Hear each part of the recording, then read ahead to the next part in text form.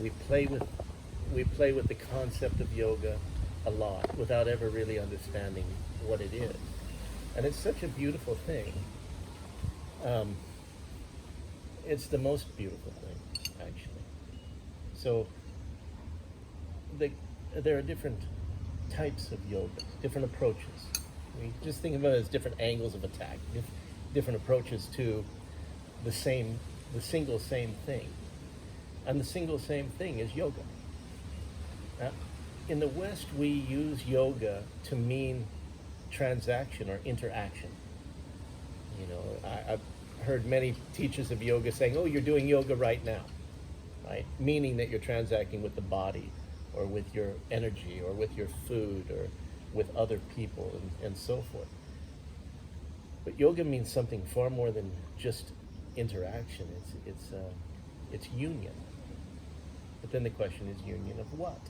You know, what is uniting with what? And an even deeper question is, has it ever really been separated from that? You know? So the type of yoga that, there's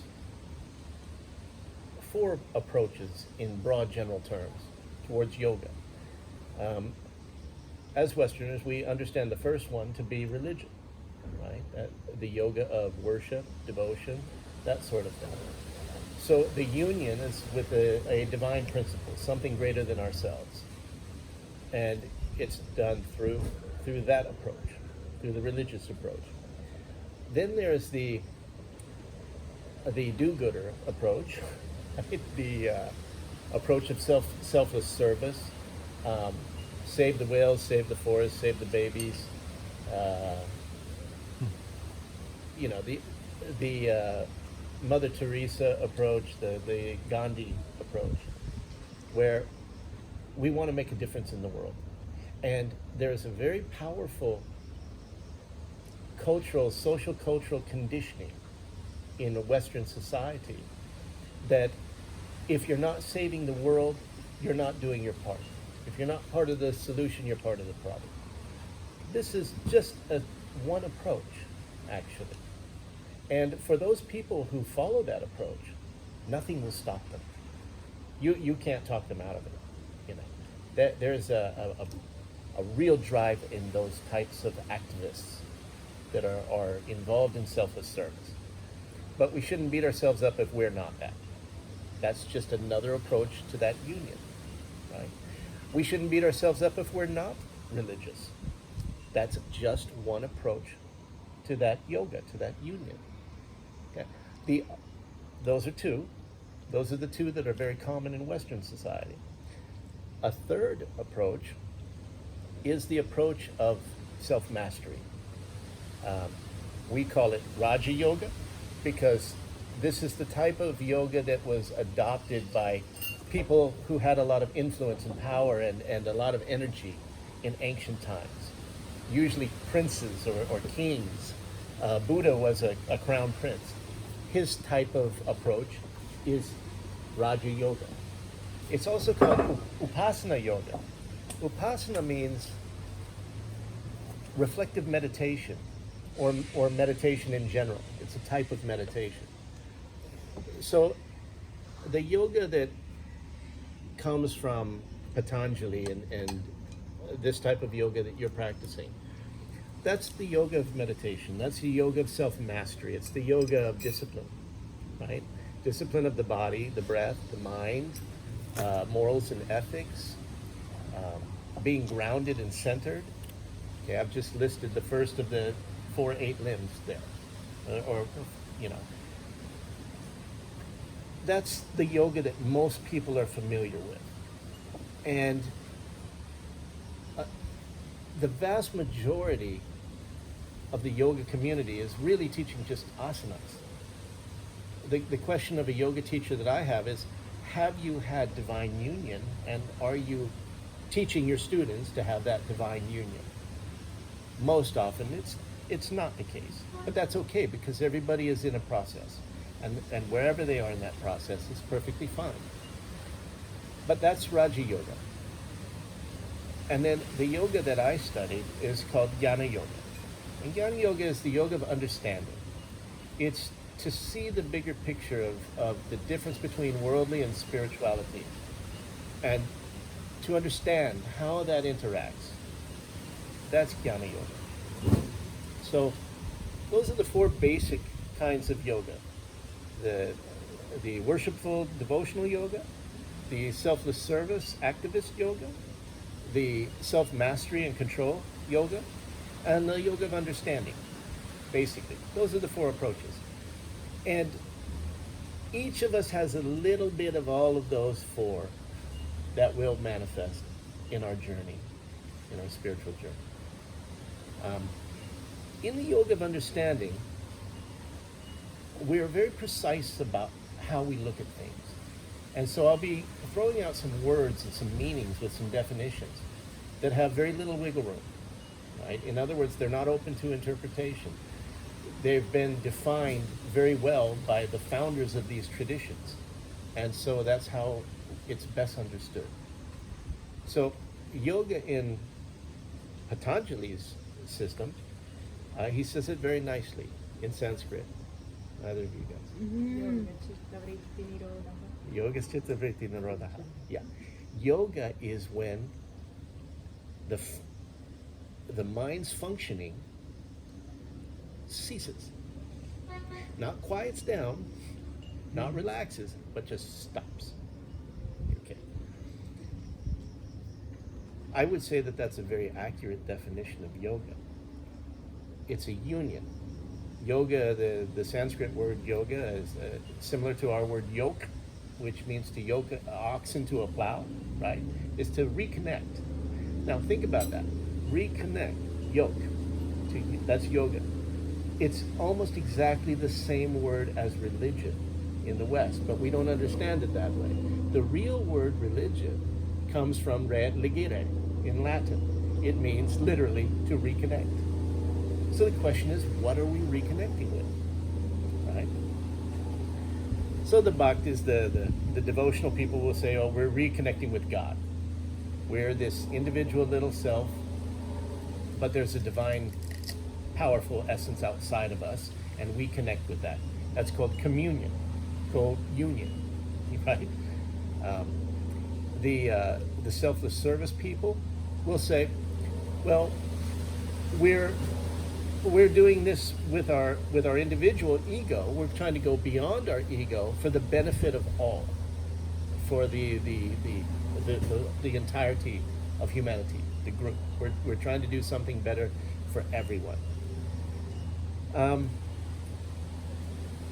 This yoga, Raja Yoga, is to reconnect two things: nature and spirit.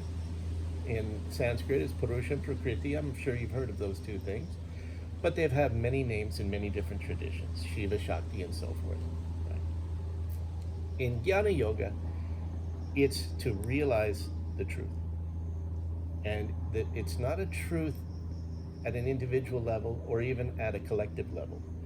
It's something that's true beyond anybody's version of it. That is true at every dimension of reality. That's true at any time in history. It goes beyond time and place, causation, and so forth. Can that truth be known? It's a wonderful question. The answer is yes, it can, but not in the way we think of it. So all of these different schools or approaches to yoga is really trying to resolve one of three questions. Who or what am I? What are we? Is there a purpose or a meaning? You know, what is this thing that I seem to be, right? That's the first one, self. And that's very philosophical in many ways. We tend to think of it in that's a philosophical question. What am I? You know, who am I, or more accurately, what am I? The who is an assumption that I am somebody, right? We just take that for granted. Or the scientific approach. What is all this, right? We think science is going to give us the answers to that. That we will come to an understanding of the deepest mysteries of existence through science. That's the scientific approach. We're looking outward. We're looking at the object, the objective world. The first one, philosophical, we're looking at the subject. I'm the subject. I'm experiencing all this. All of that is what I am experiencing. That's scientific. And then, of course, there's a great mystery. And now, whether you think of it in terms of God, and many do, or that you find that distasteful and you think of it as just the mystery of being. It doesn't matter how you frame it. It's the same question, right? So we're always wondering one of these three things. What am I, or who am I? What is all this? And what is that mystery behind it all? And can that be known? Can that be resolved? Right? So that's the idea of yoga. The idea is to come to the end of that journey. And the fruit of it, the fruit of yoga, is for there to be no more suffering, no more frustration. To realize that death isn't scary because it doesn't really exist for us. It's not a real thing. It just isn't. We tend to try and fulfill three things. We're looking for, if you ask 1,000 people, what do you really want? What do you want out of life? What do you suppose the answer will be? Mm-hmm. That's it. Exactly. That's what everybody said. I just want to be happy. Well, I've got good news for you. That is exactly our very nature, right? Our nature is that happiness. It is that fulfillment. That's our true identity. It's like a diamond. Okay, a diamond, you can drop it in a cow manure. It can be covered up. But when we wash all that off, it's still a diamond inside. And that's what these practices are to realize, is what is our true nature. Now, why does the yogic approach, this Raja Yoga and Jnana Yoga, why does it start with the self rather than scientifically with the other? Or the great mystery that's even a bigger subject to try and explore? It's because the most intimate thing to us is us. It's ourself. It's the closest thing. It's our nearest, is the self, right? So if we can come to understand a little bit more about ourselves, all the other questions are answered, because really it's the same thing. Now that sounds like a big claim. It sounds crazy, but I assure you that it's true. So these things that we do in our lives are really an effort towards finding our happiness. But that's not what we get caught up in. We are happiness itself. There's no question about that. You look at children play, and you see that there's a joy there, right? But as they get older, stuff gets added on. There's psychological conditioning that goes on, programming, social cultural programming, personal traumatic programming. It covers this stuff up. But that happiness is always there under the surface. Okay. With yoga, the idea is to peel these layers and to see what's underneath, through self-mastery in Raja Yoga, or through understanding, questioning everything in Jnana Yoga, to come to an understanding, a deeper understanding. Now, one of the most important stages in going from worldly to spiritual practice is discernment.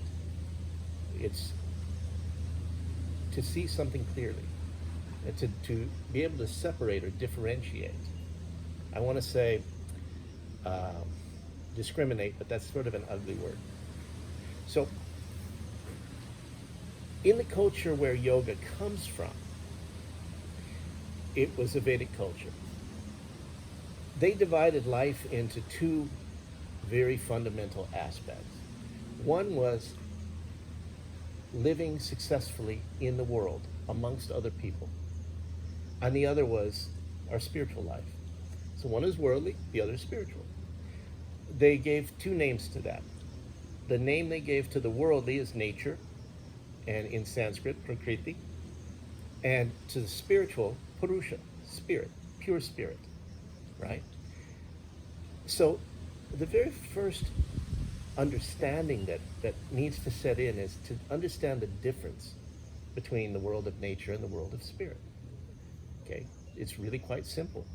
Anything that can be experienced belongs to the world of nature. Anything experienceable belongs to the world of nature. They call nature in Sanskrit mother. That's where we get Mother Nature from, right? Mother because it nourishes us, it takes care of us, it punishes us sometimes, right?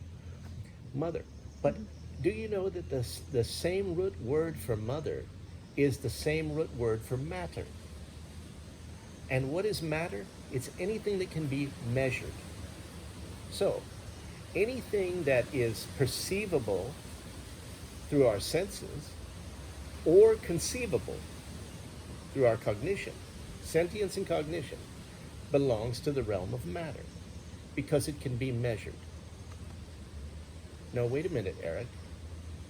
How can that be? My dreams are not material. Yes, they are. You can measure them. I had good dreams last night. I had bad dreams. I had sexual dreams. I had a dream that I got in a fight with my wife or my husband. Yes, we can measure that. We can quantify it. We can qualify it, right? So it belongs in the realm of matter. A material brain had to be there in order for that dream to happen. The conditioning from life, all of our life circumstances, are interplaying with our psyche to produce a dream. It's a product of matter. It's very subtle, very, very subtle. It's not this type of matter, but it's part of the material world, matter. So we tend to think that just because we can't see something, it's spiritual. We can't see a phone signal, but we can capture it, we can manipulate it, we can generate it, we can measure it, we can get a good signal or a bad signal, right? Einstein once said that the universe was composed of three things: matter, energy, and forces, or matter, energy, and light. But the energy, the electromagnetic waves that are there, we can measure that clearly. We can capture it, we can control it, we can manipulate it. Even the energy is in the realm of matter. Forces, we can measure gravitational forces, so that belongs in the realm of matter. The universe, space, time, causation, anything that has cause and effect, or that's subject to stimulus and response, belongs in the realm of matter. It's Mother Nature. We tend to think that the universe is this vast thing, and we, each of us, is a little tiny speck of consciousness in that vastness of space, time, and causation. No, no, no. Absolutely the opposite is true. The entire universe exists as an object of awareness to you, to your awareness. There's not a scientist on the planet that can prove to you that a single speck of dust exists outside of your awareness of it. Okay, you might think, well, Eric, I can set up a camera and I can leave the room and the camera can record it, and we can prove that something exists outside of my awareness of it. Yes, but you're aware of the camera. You're aware of the experiment. All of that is objects of your awareness, right? So, why is this important? Because we confuse spirituality and materiality. We confuse the worldly and the spiritual. Now let's look at the word confuse. Con is Latin for with or together, and fuse means to take two or more things and melt them into one, right? That's the confusion. It doesn't mean that we're stupid. It just means that we haven't looked carefully into these things yet. So jnana yoga is the type of yoga that looks carefully into these things to try and find the answers that are irrefutable. We push the questioning very deeply until we arrive at a true answer beyond opinionizing, however you say it.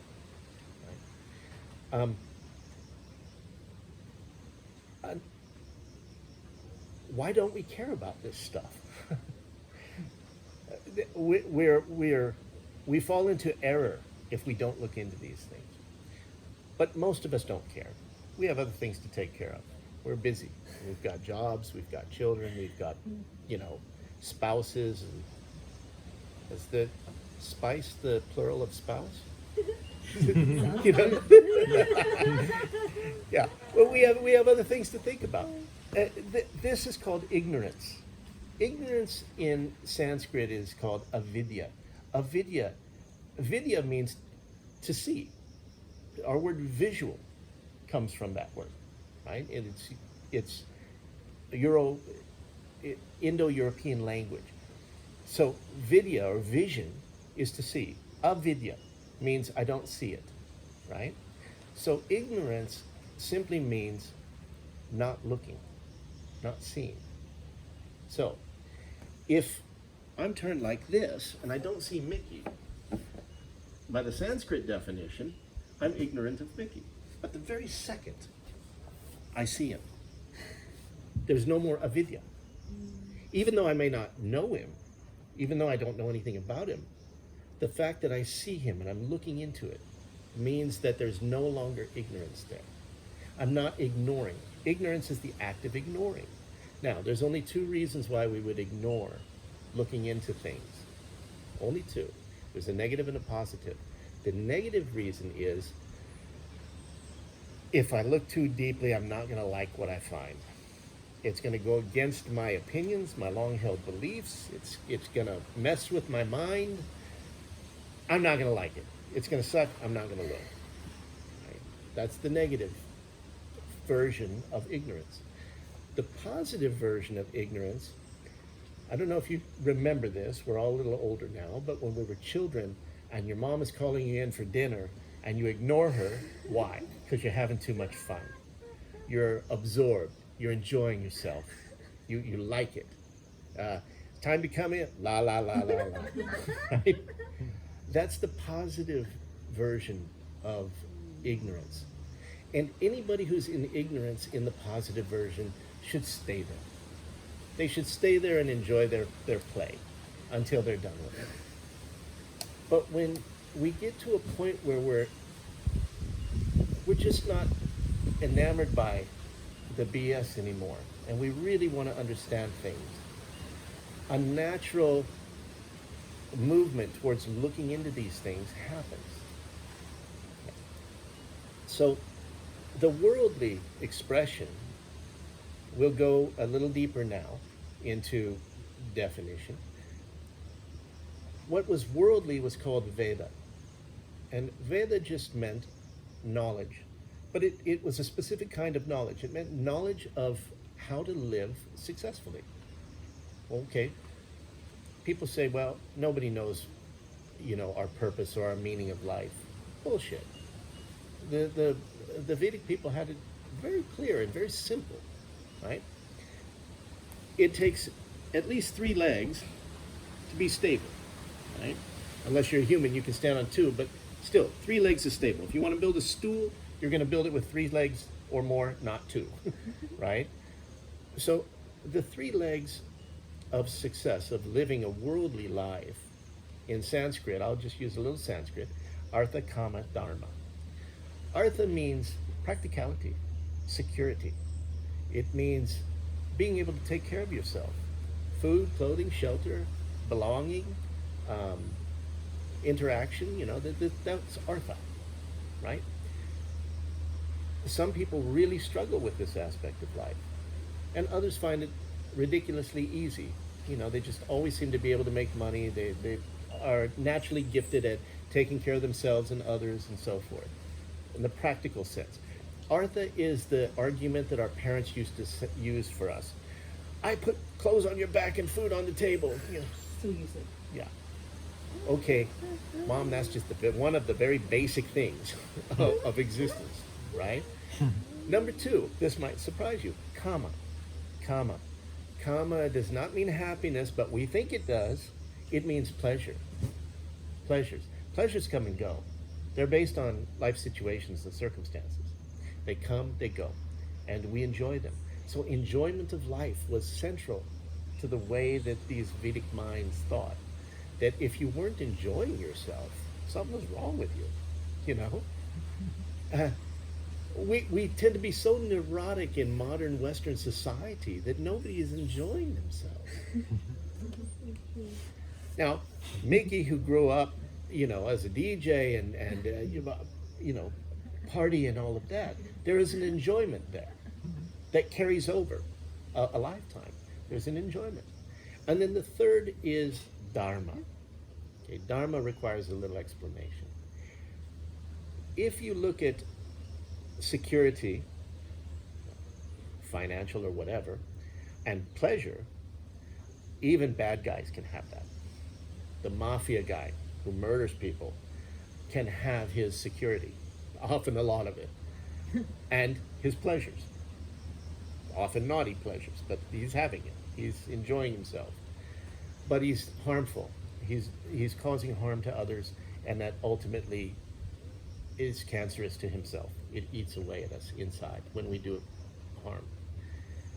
Then there's, okay, we would call that the darkness, the darkest expression of life. But then there's a passionate, ambitious expression of life also. Think of it like the Wolf of Wall Street. These guys just, they want to take charge, they want to make money, they want to be successful, they're ambitious, there's passion there. And they don't mean to hurt anybody, but they're so self-absorbed that without realizing it, they're doing harm. And without realizing it, they're doing harm to themselves as well. So that's a lot of amazing stuff gets done in that energetic expression, right? Elon Musk is operating from that energetic expression of passion, ambition, your creativity, and so forth. But there is an element of harm to that too. And then the final one is where whatever you do, it not only doesn't do harm, it benefits you and those around you. It not only helps you become a better person, but you're a light to others as well. It rubs off.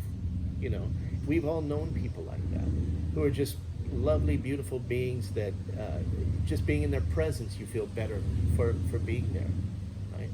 And that is called Dharma. Dharma means harmonious interaction that's beneficial. It just means goodness, basically. It comes from pure intentions inside and pure expression outside. The expressions aren't selfish. They're not harmful. They're beautiful, giving, outflowing expressions. So these three things, this artha, this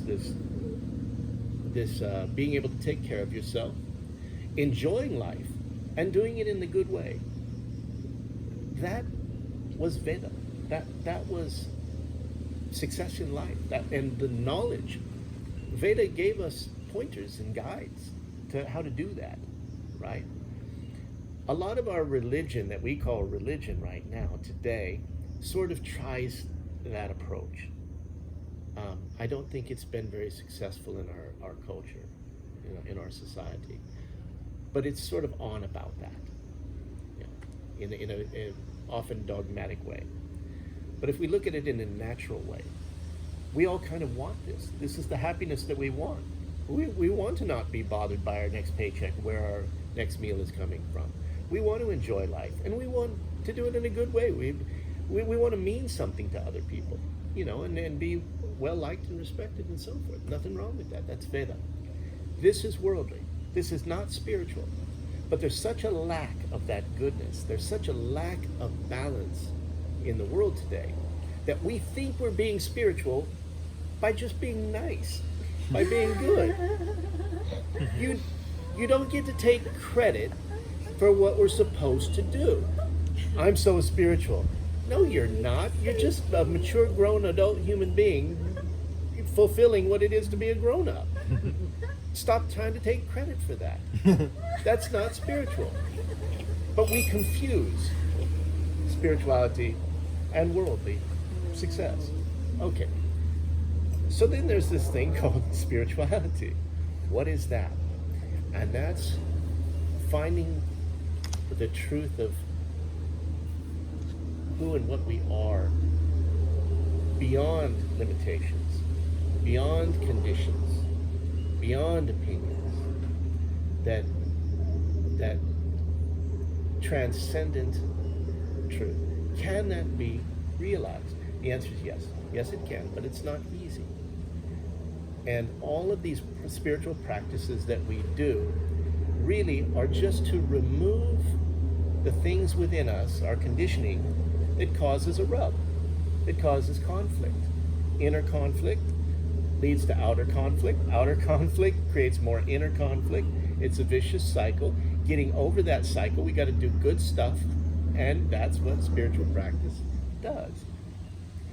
So it's worldly. It's getting over ourselves, right? And by doing so, we can begin to enter into spiritual life. Now, spiritual life does not mean running away from the world. That's called a calamity. That's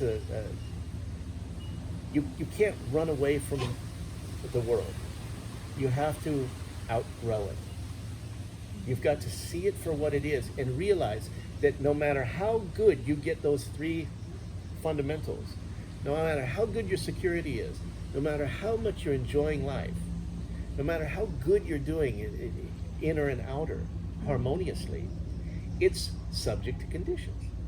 Choiceless life situations, COVID, things that happen. All it takes is a war to bring out some nastiness in people that were very beautiful, lovely people before that. These things are relative, meaning they relate to something else, right? They don't stand on their own very well. So when we reach a point of being successful in life, we realize this is flimsy. There's still a feeling that something's not quite right, that it can all go to hell in a handbasket at any given time. There's still something there. If perfect success was the end goal, then the most successful people would be the most spiritual people, the most happy people, the most enjoyable people. Take a look at it. Put it to the question. If you have somebody who's got all of the security and they're doing good things, they're opening schools and hospitals, they're giving their wealth away, but they're miserable, is that fulfillment? Is that happiness in life? No. Then you have somebody who's really enjoying life. They love it. They're totally enjoying it. And they've got goodness in their heart. They don't mean any harm to anybody, but they can't take care of themselves, right? They're always reliant on somebody else to help take care of them. Is that fulfillment? No. One leg's missing. Or, like I said before, with the mafia guy or the Wolf of Wall Street guy, you've got all of your security and you're enjoying life, but you're not doing it in a good way. And so it's all quite flimsy, this thing. So then we start to negotiate with God or the universe or the weirdness or whatever. We start to say, okay, well, what really is going on? That's the first step towards true spirituality. It's the first step to finding out three things that I will declare to you today as an absolute truth, that happiness is already your very nature. The identity that you've been looking for, I'm an author, I'm a painter, I'm an artist, or I'm a yoga teacher, all that identification that we're looking for. What's my identity? Who am I? Right? Or fulfillment. I'm looking for fulfillment. I'm looking to be satisfied. I'm looking for that. that cannot come from anything outside of you, that only can ever be found within you, that anything that comes from outside of you that comes can also go. So we start questioning, what can I do? What can I do? Where do I find happiness, fulfillment, my true identity? Where is that found? And how the hell do I find that? And that's where our spiritual journey truly begins. All of the spiritual practices help prepare us for that. All of our understanding, everything we've read helps us prepare for that. All of our negativity, all of the life situations and circumstances and BS has helped us to see where it's not at. Okay, it's not that. That sucked. I'm done with that, you know. And Jnana Yoga is when that curiosity reaches a tipping point where getting the answers to these things becomes the most important thing in life, more than breathing. There's this beautiful story about, and it's told twice. It was Socrates and his student Plato, and then it was told once again in the context of Aristotle and Alexander the Great. The Socrates is walking along with Plato, and Plato was still a young man, so he was still in the life stage where he was supposed to be a soldier, right? And he's asking Socrates, I want to learn truth. I want to learn philosophy. Well, philosophia means the love of wisdom or the love of truth. So he was asking Socrates, teach me philosophy. I want to learn the truth. I really want to learn the truth. And Socrates, he's an old man. He used to be a soldier. He understands this young man's, that he's just curious. And he says, no, you're not ready yet. You're not ready. Finish your duties as a soldier. Finish your duties in life. And as you mature, I'll teach you later. He said, no, I want to know now. I want to know now. He said, okay, walk with me into the sea. They were walking along the beach. He says, walk with me into the sea. They walk into the sea, and Plato is thinking, oh, okay, what does my master have up his sleeve now? This is going to be good. This is going to be a great lesson. He said, no, a little deeper. They go a little deeper. And Socrates grabs Plato, and he holds his head under. And he holds his head under the water for so long that Plato passes out. Then he drags his passed out body to shore, and he revives him. And Plato wakes up, and he's angry. Master, how could you do this? You know, you're trying to kill me. He said, if I tried to kill you, why would I revive you? He said, well, I don't understand.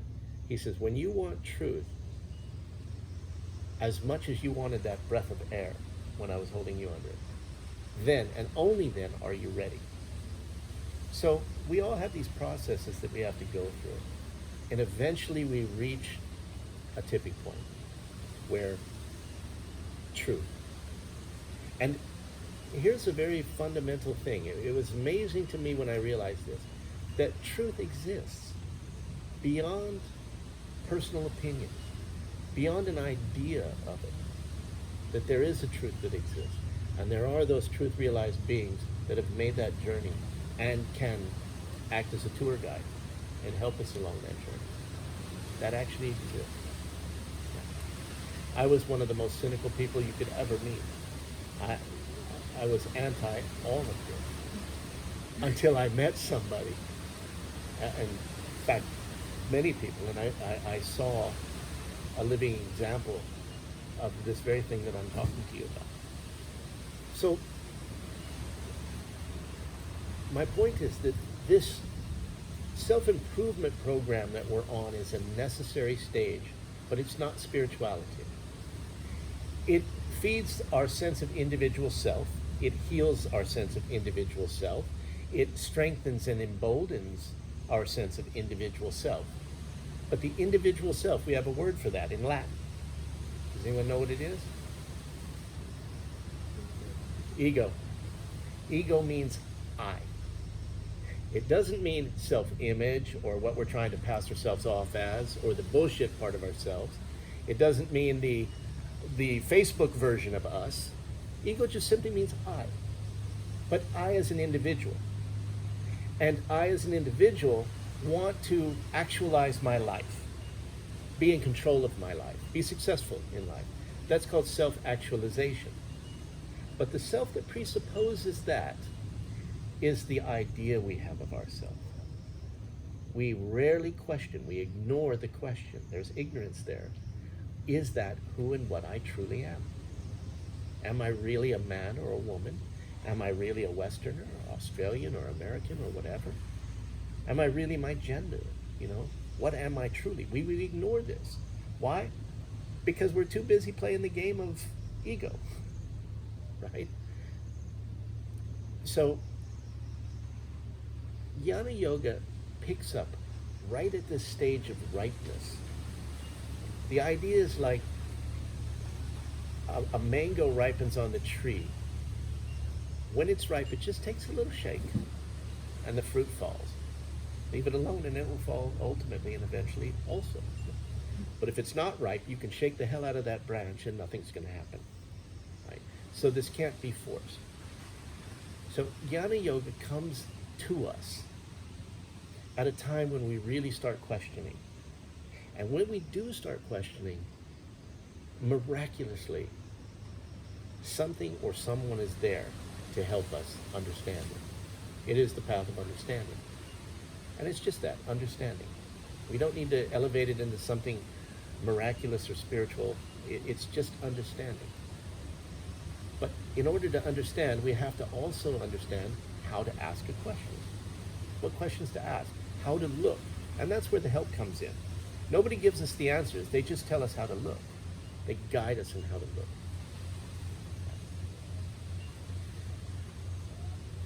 What's the point? Well, the point is, once you realize the truth, we're not talking about self-actualization. We're talking about self-realization. Once you realize the truth of your own existence, who and what we truly are, you'll never be bothered by anything again. You will never, ever feel that suffering, that anguish, that angst, that confusion ever again. The suffering goes away. Buddha was once asked what he taught. He said, I only teach one thing, the end of suffering. This is what I'm talking about. Yeah. And it is possible. You see, we're convinced that all the great teachers are gone thousands of years ago. No, no, no. This is possible even today.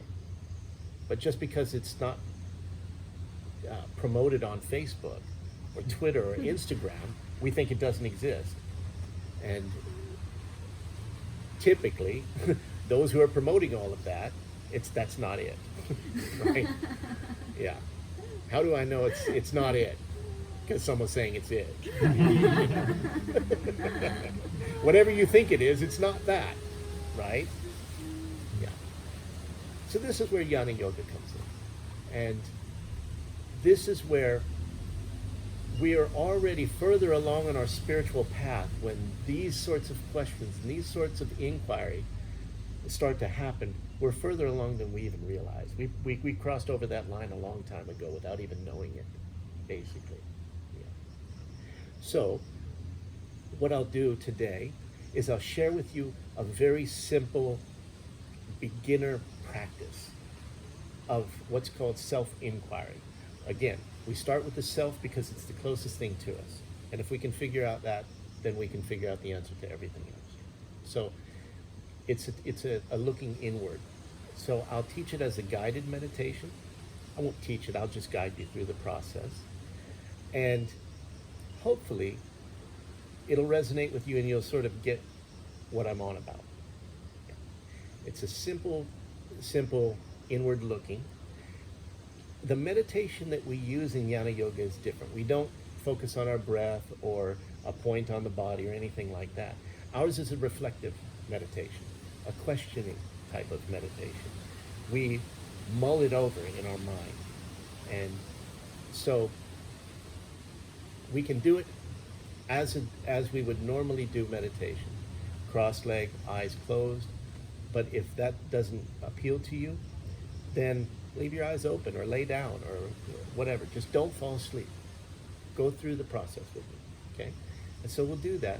And then after that, I can take questions and if there's a desire to, if there's a resonance, if you want to learn more, or go deeper, or you want some pointers, some books to read, or places to go, I can address that after this, after class, okay? Yeah. All right, so let's do this. Let's just prepare first. So take any position that's comfortable for you. And physically, I want you to pay attention to any effort and remove the effort. You can close your eyes if you like. Remove all effort, all physical effort. So let's do a relaxation exercise first. Imagine that somebody's holding a big pot of honey over your head, and they start to pour the honey right on the crown of your head. And as that honey drips down, it takes away all stress, all tension. So it drips down over your ears, your nose, drips down your chin, your neck, starts to go down your shoulders, your upper arms, upper back and chest. And as that honey drips down even further, your elbows, your belly, your lower back, shoulders drop.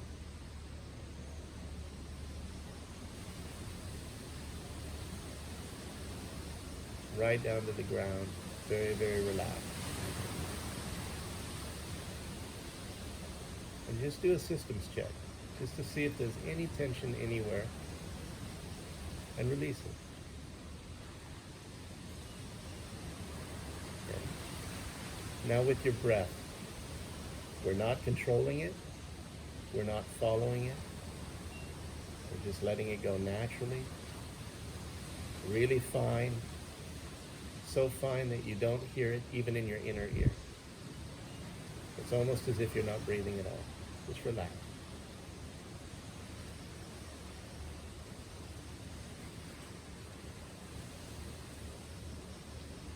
And just let the mind go. Just listen. No analysis, no interpretation.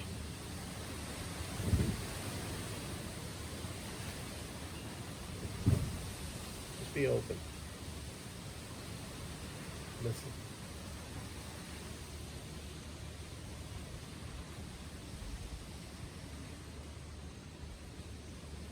Okay, let's use our mind now. This inquiry is called the three faces. And all you need to do is notice. The first face we're going to look at is your face that you present to society. It's your social face. It's how you like to present yourself to people you don't know, or to acquaintances. It's the Facebook face, the Instagram face. It's what we show the world. Sometimes we care about this face, some people don't, but it's the face we present to the community, to society. It's a conventional face. It's the face that people that you don't even know look at you and they draw conclusions from it. It's what we show them. And what I want you to notice about it is that this particular face, this most external face, is subject to change. It's always changing. It's subject to circumstances. It's subject to having a good or bad day. People can tell whether you're angry by looking at it, by what you post. It's our outermost face. And you're aware of it. We always are. Everybody is. It's not ego, it's just the presentation. That's all. It's our outermost face. Just notice it. Notice that it's there. Now let's go a little deeper. Let's look at the face that we share with the people closest to us. It's the face that we show our lovers. It's the face that we show our friends and our family, the people that really know us.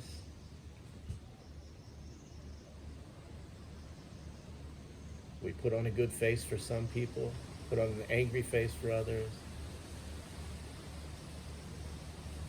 But notice that it's different from the first one.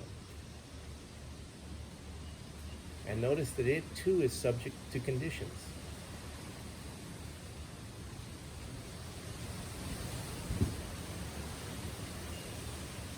We can't deny it. We have this presentation that we give to our loved ones, even our loved ones, to our mother, our father, our brothers and sisters, to our friends, our spouses, the people that's intimate to us. And it's dualistic. We show them this face because we want something. We want them to feel some way. We want to feel some way. It's interactive, it's transactional. It's there. It too is subject to conditions. It too changes. It's changeable. It's never permanent. It's always in flux.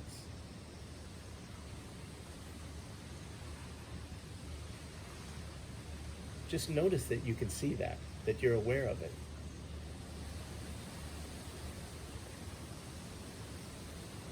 Now let's go a little deeper. Let's go to that very, very intimate, personal face that only you know. You can't even hide it from yourself. It's the face that you don't even let your mother see. You don't let anybody see. It's only yours and yours alone. There can be some very powerful associations with this face. There can be some nasty shit. There can be some deep hopes and desires, some suppressed dreams, some powerful confusions. This is the face you don't share with anybody. You're even a little bit nervous about sharing it with yourself. It's hard to look at this face sometimes. It's the most secretive face of the three.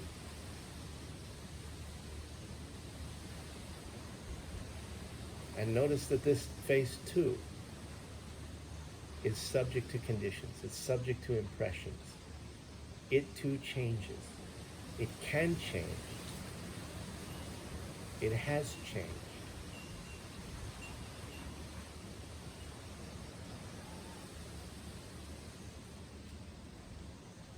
Now just see that these three faces, we're constantly transacting with the world and with other people using these three.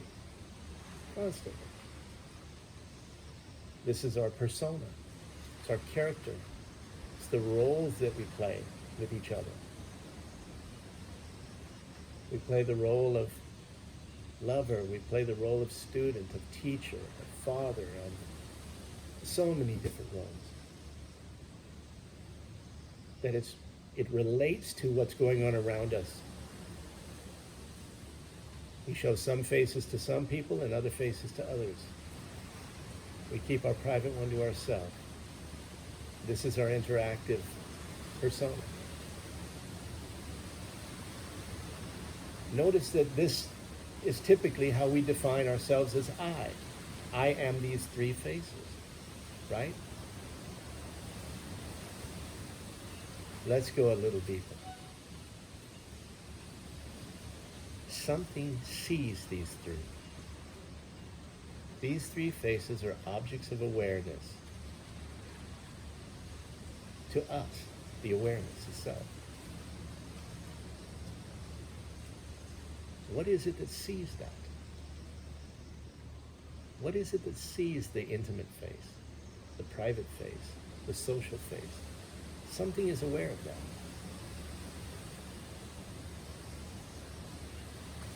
Let's give that something a name. Let's just call it the seer.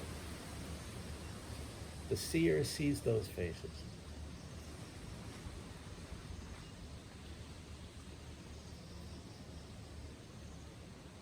Now let's pose a question to ourselves. It's a very, very powerful one.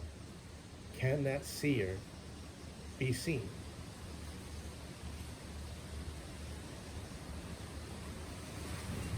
It's a yes or no question. If the answer is yes, then I ask you, who or what is seeing that? And can that be seen?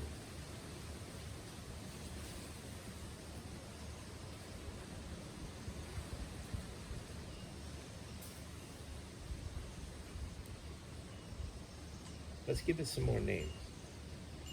Witness consciousness. The seer. Pure awareness.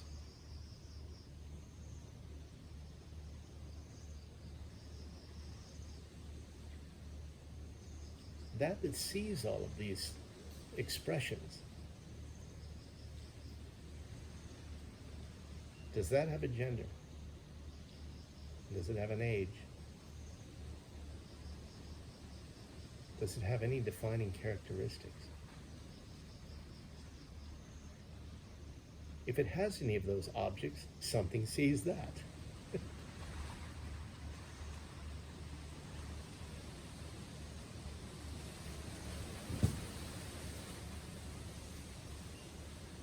And we have to ask ourselves, what's the real position?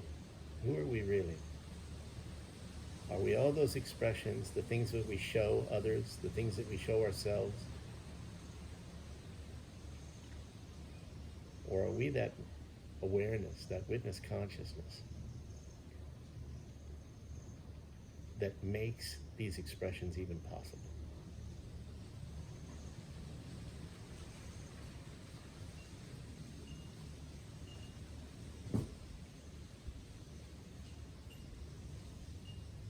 I am, fill in the blank.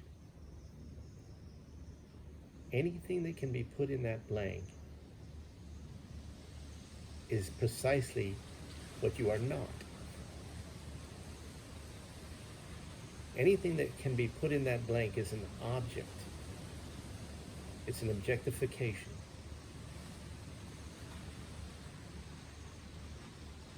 Let's try it in another way. I am aware of. Anything that you can be aware of is an object. I am aware of my emotions. You are not the emotions. It's an object. I am aware of my history. You are not your history. That is an object of memory. You are not your memory. I am a person. The body, the mind, the psychology is a person. But you're aware of that, aren't you? Those are objects to your awareness, to you, the awareness.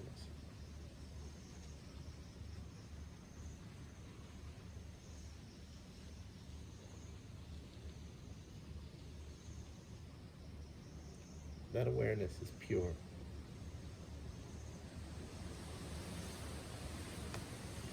Stainless. It can never be objectified because it's always the subject.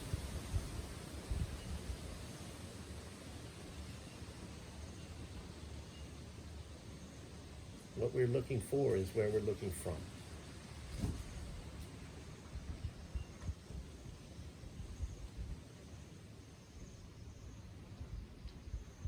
This is how we question it. Just sit with it for a little while. Just question for a little while.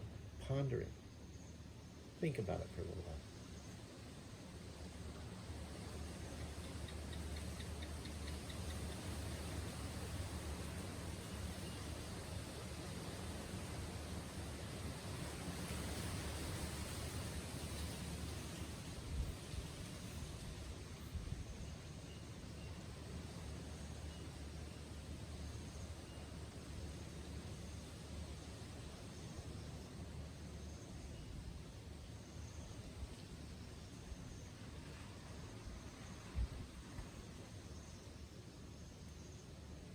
We are so much more than our expressions.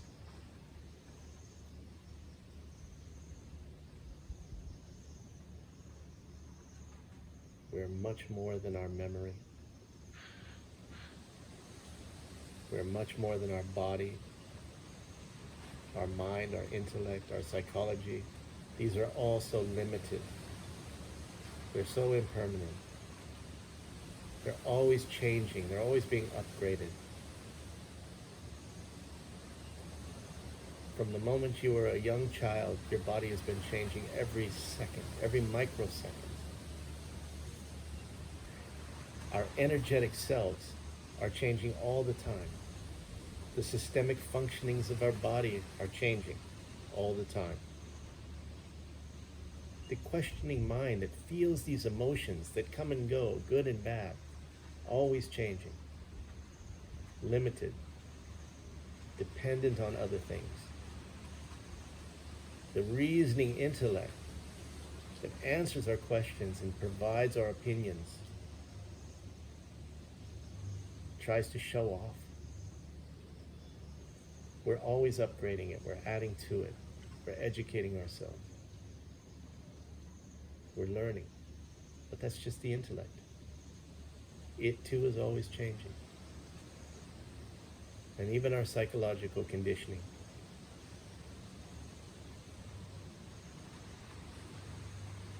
Our programming. Good, bad, healing, becoming more disturbed. And through all this change, somehow, you have been you. What is that unchanging principle that says I?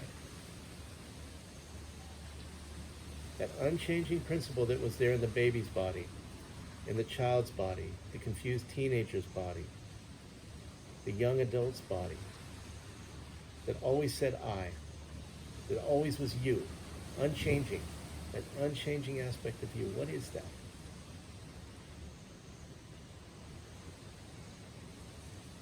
And notice how we hold on to expressions as our identity. It's very hard to let go sometimes.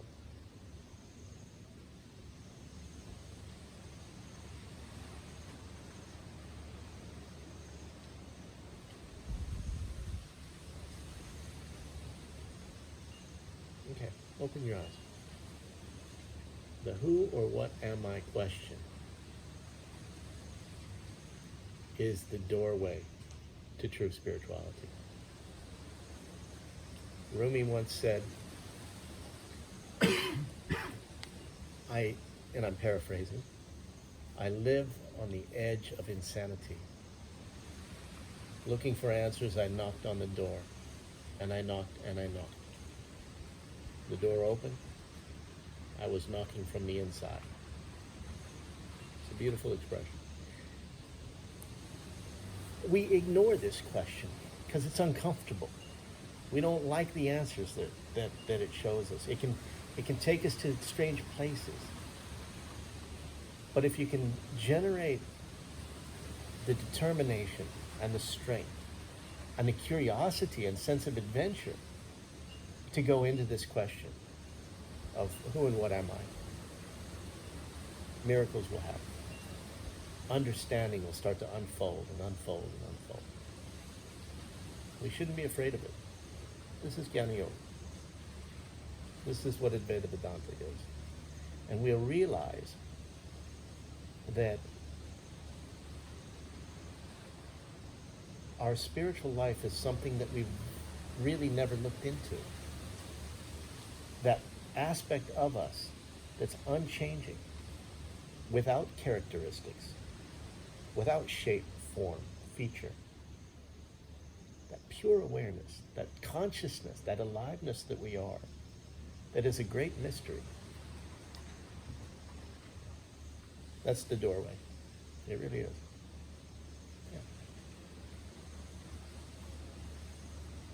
Yeah. Okay, have I weirded everybody out? That's just one of many practices like that. An inward looking. We're not trying to stop the mind. We're directing our attention to questions. Beautiful questions. One of the most beautiful questions is, am I my expression? We have all these expressions. It's like saying, am I my clothes? Do the clothes make the man or the woman? Oh, poo. No. You know, all of these expressions that we have, and we care what people think, and all of that is a transaction. It's just an expression only. It's an appearance only. It's ego. Not in a negative sense, but in the sense the thing that says I wants to play with that I-ness, right? And then we forget that that's not who we really are. We start to buy into the hype. But it's just hype. Who and what we are never changes. It can't be harmed. How do you harm consciousness? How do you harm pure aliveness? How does consciousness need to be healed? No. The body might need to be healed. The mind might need to be healed. Our psychological programming and conditioning can cause us mental aberrations that might need to be healed. We need to get rid of the things that cause us distress. We can get rid of the things that cause conflict inside, inner conflict. We can get rid of the things that cause outer conflict and be without conflict. That's possible. But even that, only the body, the mind, and the psychology can feel conflict. Pure consciousness can. Pure awareness can't.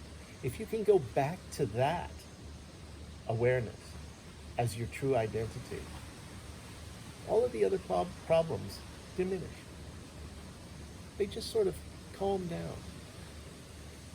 It's only when we feed into false identification that we have the problems that we have. You're not the body. You're not the mind. You're not even the deep psychology that runs this program, right? But we identify with it, and we're so used to doing that because we've been taught to do that since childhood, right? And we've never questioned it. I say question it. You know, really look into it. You'll see that that's just thoughts. We're grasping onto things, you know, trying to hold on. We don't like to let go. Look, let me show you something. This takes energy. This takes effort. Takes no effort at all. It's hard to let go. No, it's not.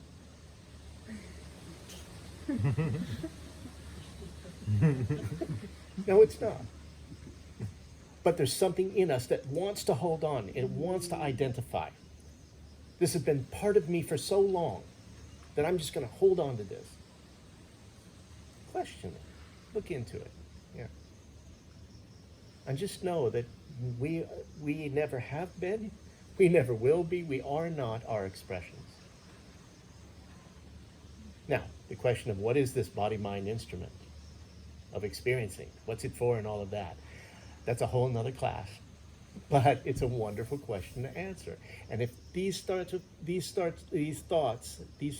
thoughts start to arise and you start to question in that way, well, welcome to Jnana Yoga. Welcome to Vedanta. Yeah. Any questions? That was my question. But on that, Yeah. so I guess one of the ways I like to teach this idea of trying to understand the truth, and for myself as well, of course, is the idea, just the simple phrase, we are spiritual beings having a human experience. Yes. And from that, I guess my question is, if the spiritual beingness, the awareness, the consciousness is unchanging, always was, always will be,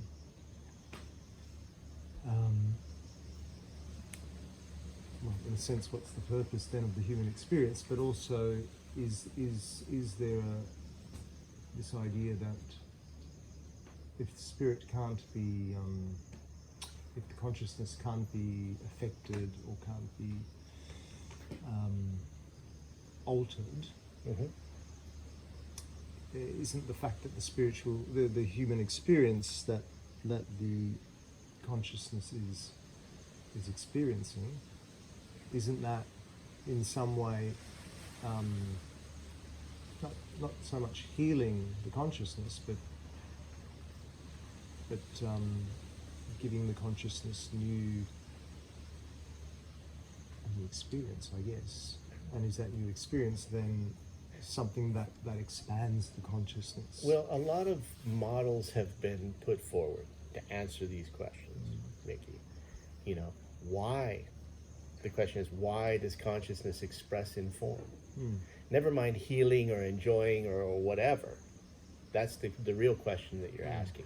And that question is one of those questions in Vedanta class where all of the senior students just sort of sit back in class and chuckle inwardly, and all the new students get on the edge of their chair and they get their notebooks out and their pens because they're ready to get the answer, the big one.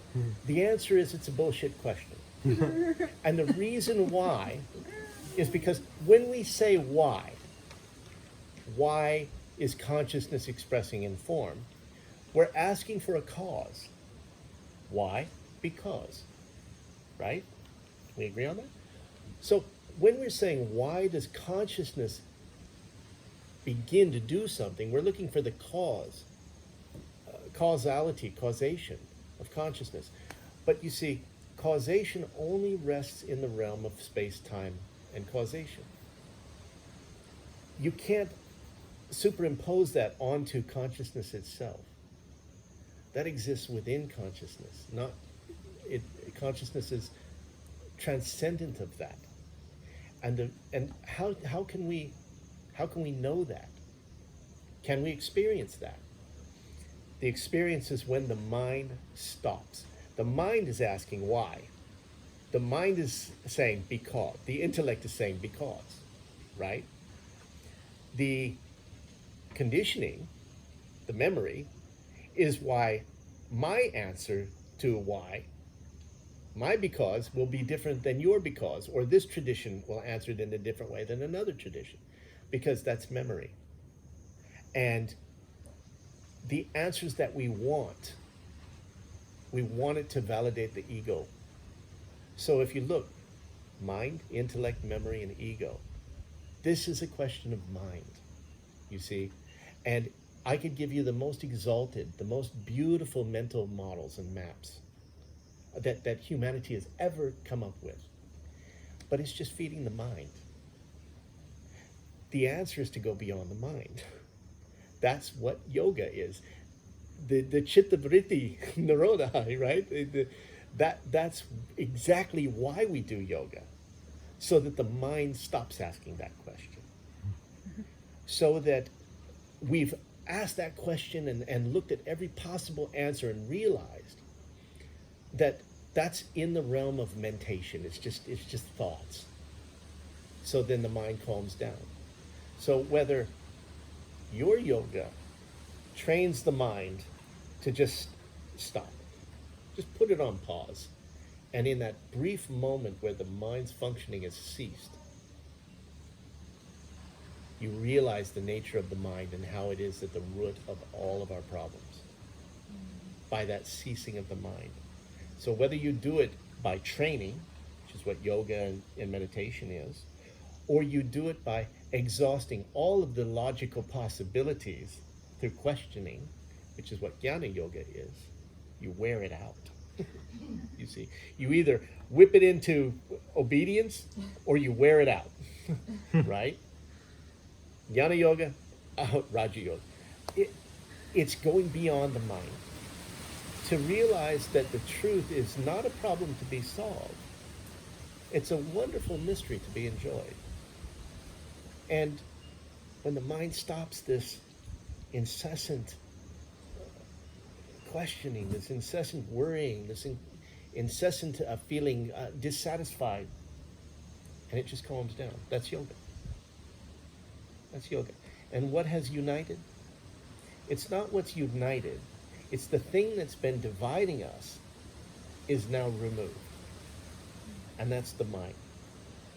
The mind is the jailer that has the key that keeps us locked up. It has the same key that opens the door and sets us free.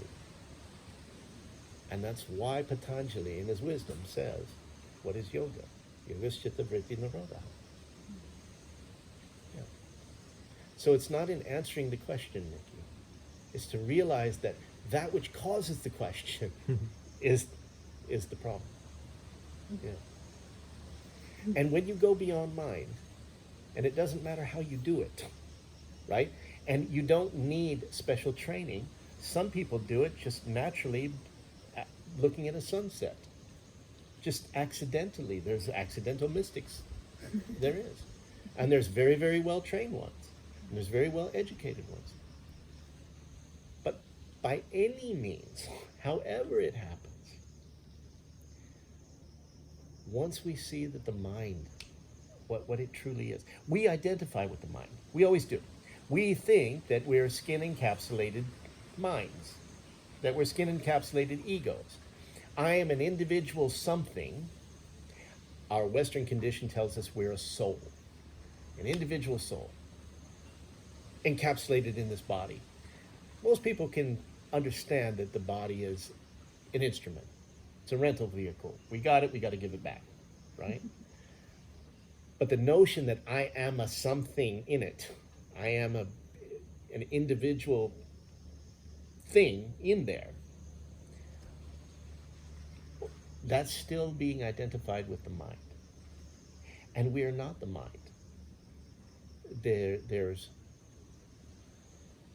But you can't know that until you've gone beyond the mind. And awareness is still there. Aliveness is still there. But it's not mind identified. It's not the mind thinking thoughts, asking questions. There's a pure awareness. It's possible to come into that. Substances do that. Can take you beyond. There's a point in certain sacraments where if your mind can question, that's a miracle. It goes beyond even that, you know. Meditation, deep meditation can take you beyond the mind. And like I said, accidental mystic experience can take you beyond the mind. The accidental mystics don't make the greatest teachers. They can't really transmit it, you know. The people who just have theory, intellectual understanding, they're not the ones that are going to help you go beyond the mind. They're still in the intellectual sphere. But a teacher who's had that direct, unmediated experience of going beyond the mind and knows how to guide others to that. There's a word for that. Anyone know what that word is? Mm-hmm. Yeah, yoga teacher. That ideally, a yoga teacher would be somebody who can teach that union or that non-division. Okay, what's being resolved, redissolved? The individual sense of self and the mental functions, the mind, seems to be at odds with a higher truth. When that's resolved, that's yoga. That's union. It's sort of a bullshit word for it because it seems to imply that there are two things that come together. But really it's not. There's never been two things. There's been one thing that's making it feel like there's a division. Division is Dvaita. When you remove that thing that makes us feel divided, and that's the mind, you go beyond it, then where's the division? It's undivided. That means Advaita. That's non-dual. Where there's no longer a subject or an object experiencing, there's just pure experiencing. Subject and object are the same thing. You can't think this out because then you're creating a mental model. Mm-hmm. You're stimulating the mind, which is exactly the opposite thing that you should be doing, right? Yeah. So, first, understand the difference between worldly and spiritual. Understand the difference between the persona, the character, the roles that we play, and the true self. See the difference. This exercise that we did today should help you get an idea of how to question that, right? Don't expect it all to happen all at once, but it may, you know. Yeah. And I can assure you this, that our problems, truly, the roots of our problems are nothing more than a misidentification. We don't know who and what we are. And as soon as that becomes known, realized known, not firm intellectual conviction, not just a thought, but known. And there's no miracle here. Now, I'm not talking about shooting vortices of purple prana out your seventh chakra or levitating. I'm just talking about realizing the truth of who and what we are. This is perfectly possible for every being. You know why it's possible for you? Because you are that truth right now. Whether you know it or not, whether you get it or you don't get it, you're still that. Yeah. Okay, I spent a long time on that question. Sorry, Mickey. That's right. Any others? Yeah, Eric. The truth. Yes. Is that different for everyone? It's Or exactly the same for everything, everyone, at any moment in time, at any dimension. It's the same for alien beings as it is for you and I. Yes. If it's not, if the truth is different from one person to another, how's that true? I know. Yeah. I know I'm struggling with. Well, if that's the case, well, why can't someone like you tell me what it is? Because It's a sheep. yeah. I don't want you to. No. But I'll explain to you why it can't. Because truth can never be an object. Because it is the subject. It is you. But not you, the woman from Australia and however old you are. Not that. But that consciousness that makes it possible for you to experience all of this. That's always the subject. The eyes can't look at themselves. The teeth can't bite themselves, right? Truth, like I said earlier, what you're looking for, the answer to that question, is what's looking. You see? It cannot ever be objectified. We only know it by knowing what it's not. It's not this, it's not that.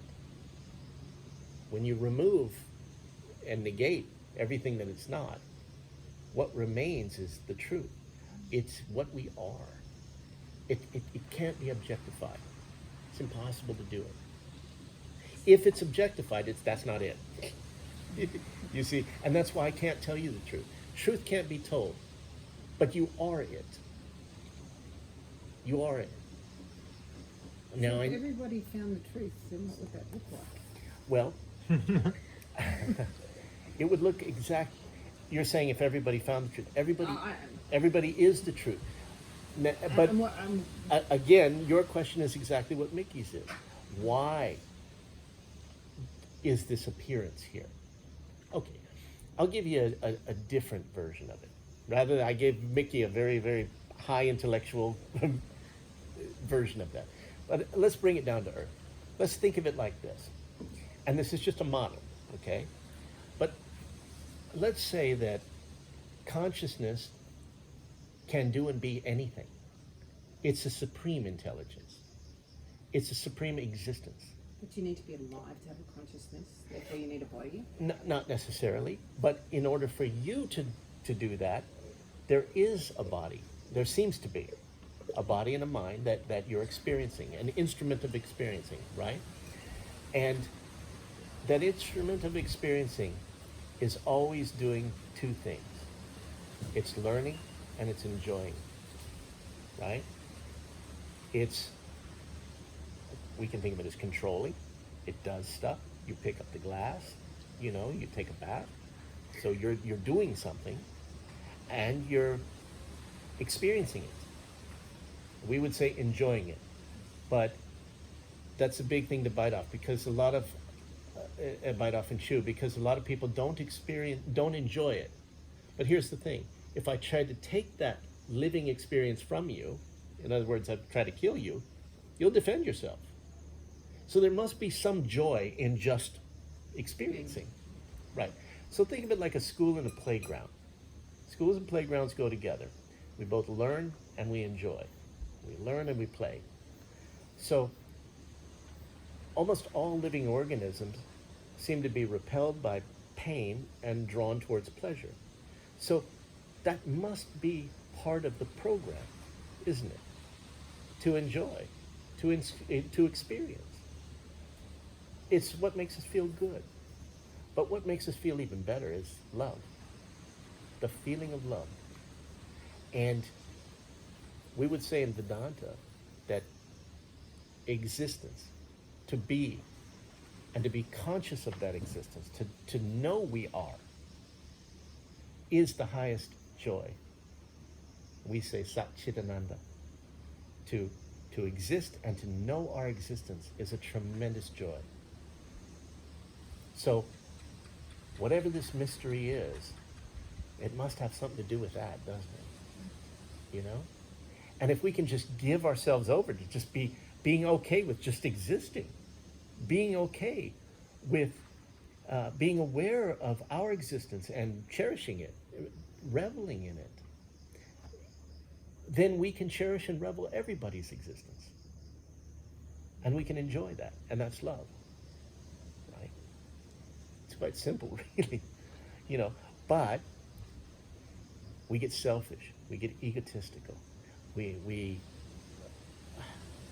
get greedy, we're afraid of things, we get angry, right? So the Buddhists will say something like desire and aversion, or in Hindu it's raga dvesha, the honey and the bee. We want the honey, but we don't want to get stung, right? We want the pleasure, but we don't want the pain that comes with it, that must counterbalance it, right? And we're ignorant that we're simply responding to these impulses. We think that that's what life is, that we're out of control. Good things and bad things happen to us, and we're just a victim of that. Now, that's a defeatist mentality. No, this is all part of a magnificent mystery that's happening to us. And if we can be comfortable with our existence, just to know that we exist, think about it. Whatever this is, this aliveness that we feel, this experience that we're having, how magnificent that is, actually, Then, if we know ourselves to be that pure consciousness, that pure existence, and we know that that cannot be harmed, destroyed, it can't die. The body can die, the mind can die, right? But who and what we are cannot. It can't, because we're consciousness. We're that aliveness that makes experiencing even possible, makes breathing possible. It makes listening, seeing, feeling possible. That's our true nature, not us as an individual, but that consciousness itself, right? Then let the body come and let the body go. Let the experiences come, let them go. What has that to do with me? That's the enlightened attitude. Fear is a fear because fear is at the root cause of desire. I'm afraid I'm not going to get what I want. Fear is at the root cause of aversion. I'm afraid things are going to happen to me that I don't want to happen. Fear is ignorance. I'm afraid of what I find if I look into these things too deeply. So fear is the absolute root cause of everything. But what is the fear protecting? It's protecting the body, it's protecting the mind. It's just the hardwiring of the survival instinct of the human organism. But we're not humans. You know? Okay, well, Eric, maybe it's love. Maybe that's the highest thing that a human being can aspire to. All right, but the difference is that I would say that you're assuming that we're human. And this goes back to what Mickey was talking about. Pure spirit expressing through the human organism. Pure spirit having a human experience. The human experience, this carcass, without that pure spirit to enliven it, is a corpse. Does that mean there's no energy there? No. That corpse can be burnt to ash, and the potassium carbonate and the calcium carbonate will feed plants. That corpse can feed worms, it can feed birds. Tibetans will chop it up, let all the birds come and eat it. No, the consciousness is still there. It's just not individualized consciousness. Energy, life is still there. Yeah. There are answers to all these, but the answers they come in the form of realizing the truth. They don't come in the form of intellectual answers to questions. They come in the form of realization. It just clicks. I get it. Can it be explained? A lot of people try. Great poets have had a go with this. Mystics and saints. Rumi is very good at it, you know. But the thing is, realize the truth. Ask the questions until that realization happens. It can. It will. It does. Yeah. Yes, Mickey. Phil Close's question was, how would the world be if everyone had self-realized? It would be exactly as it is right now. It is what it is right now. Everybody is that truth right now. Realizing it or not makes no difference. No difference. Any answer to that is just an imagination. We can't argue with what is, so let's stay there. Let's just look at what is. Yeah. Would you Be more just peaceful. What was that? Sorry. I can explain to you the models that have been presented. Now, I'm not saying that I ascribe to this, but I'll just explain the best answers that have been put forth. Nobody really knows. That's the truth. The very first Upanishad ever studied is called the Katha Upanishad. And this little boy goes to the Lord of Death. His father tells him go to hell. He rebukes his father. His father tells him to go to hell. And as a dutiful son, he goes to hell. And he speaks to the Lord of Death, Yama. And Yama has kept him waiting. He's been a bad host. So he gives him 3 wishes. And the first 2 wishes are lovely. They're cute wishes. I want my father to love me. I want to go back to the world and so forth. The third wish is he asks the Lord of Death, what happens after you die? And Yama spends a lot of time telling him, please ask another question. Don't ask this question. Anything other than this. And that's the very first Upanishad, the very first lesson going into this. And the short answer to that is, that's what all of spirituality, that is overcoming the fear of death. Because we're afraid that we die. It's not about the fear of dying, Yeah. but where does it go? Consciousness doesn't go anywhere. It's not an individualized thing.